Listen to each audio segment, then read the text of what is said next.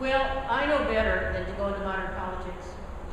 So I'm going to go way back to 650 BC. I figured that's safe enough.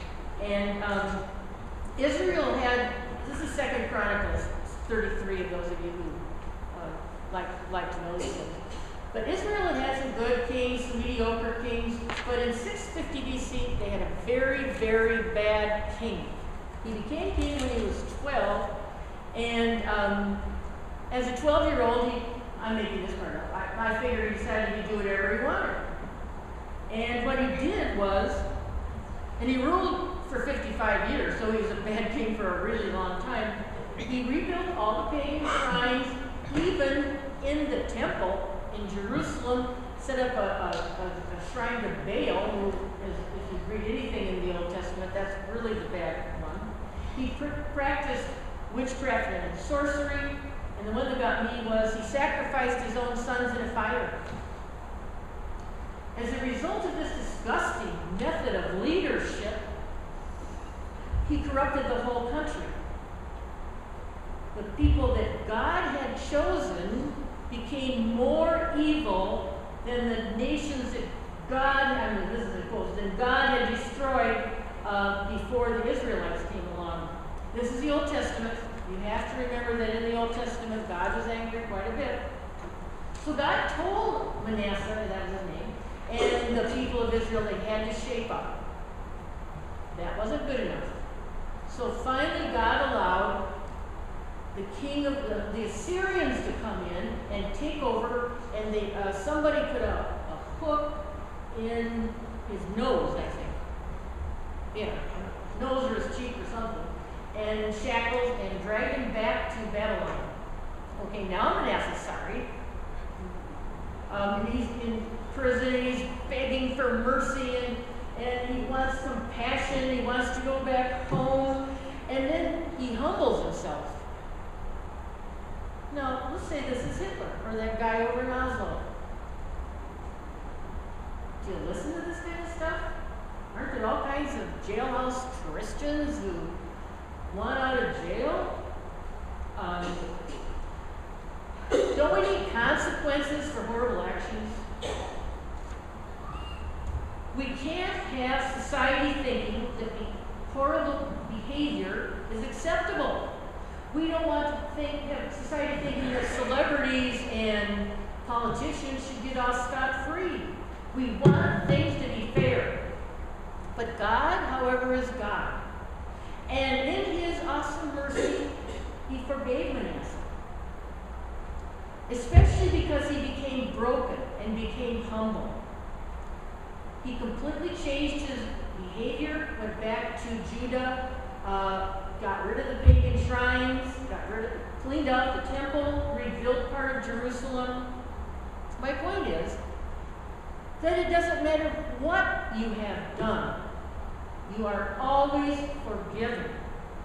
You can move on with your life. Otherwise, your brain is going to sit there and fester, and you're going to get tied up in guilt and anger, and there's just nowhere to go. The Harvard study on forgiveness and health asks us to be responsible for our own happiness. My little trick is, I want to blame my husband for everything that goes wrong. Here's the situation. I'm trying to get over this. This is the papers are blowing, that's why I'm doing this. Okay, I'm supposed to get rid of a lot of junk in the basement. So this means I have to take the junk in the basement out and put it all over the floor and look at it. And I was down there and looked up, actually. And he walks through, and there's a collision because, well, you know, I have stuff all over the floor. But during the collision, I spilled the bronze polish I was working with on all these important papers, and it was a big mess. But I'm trying to work with this new discipline to accept the blame. That it was my fault. Probably was my fault. I had junk on the floor. But I am trying to accept the blame, whether or not it is my fault. And as a Christian, this is kind of a new discipline I discovered.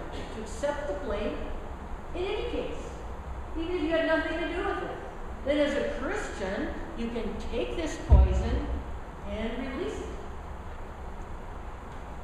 they're caring for other people. This is especially important, I believe, in close-knit communities like families. Okay, here comes the story of the day. On my birthday a year ago, we visited my daughter and son-in-law in North Carolina, and one thing we wanted to see was her beautiful new purebred, pure white little Siamese kitten. And oh my gosh, Sophia was just delightful. Well, we want to go on a picnic, and so we're getting ready, and I'm loading up the shiny white dishes. And I asked Emily if she can, technology and I don't get along, would she start the machine? And then off we go on our picnic, and we get home, and there's this terrible scream from the kitchen. The kitten had been in the dishwasher. We were all wounded. Was it my fault? Was it my daughter's fault? Was it God's fault? No, and no. It was just an accident. Life happens. Bad things happen. We were able to take that, and partly because I was accepting blame, and move on, and let it go. I mean, it took 4 days, but, and now they have another new Siamese kitten, and there's a new baby on the way, and life continues. You let it go. You move on, life continues. I have to mention, though, something political, not the United States, and it's from 1994, which in South Africa was the end of apartheid. For 46 years, the white Africans had kept the black Africans in ghettos. And the only way you could get out of the ghetto was if you had a pass to go be a servant to a white person. Finally, through trade embargoes and whatever, the black Africans were back in charge. Now, what do you do? There are a lot of white people there to hate. Fortunately, they had Nelson Mandela and Archbishop Desmond Tutu, and they helped form this commission, and I can go into lots of facts, but the commission went around the country to different places, including a Methodist church, and held these hearings to see if the person could have amnesty. And about 7,000 people did, white people, asked for amnesty, and the commission could grant it if it was not a personal attack on anybody, just political, and they weren't personally motivated. And if the person disclosed everything they knew, they had to tell the truth. I thought everybody would get off, but that wasn't the case. Out of the 7,000 petitioners, only about 900 were granted amnesty, and the rest not. Many people in South Africa were angry about the truth. They wanted to, and this has been compared to what happened in Germany after World War II. They wanted to forget what happened. They didn't want to relive the horrors of what happened during this 46 years of apartheid. Many of them wanted severe punishment for those who had committed the atrocities. But basically, South Africa found that forgiveness gives memory a future. And I believe South Africa has set a new standard for all countries. As a Christian and a decent human being, there are many things to overcome. But as the song this morning said, the Lord will see us through. And I want to speak the last stanza, or one of the stanzas. The truth shall set us free. The truth shall set us free. The truth shall set us free someday.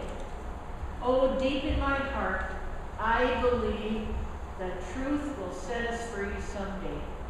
Amen.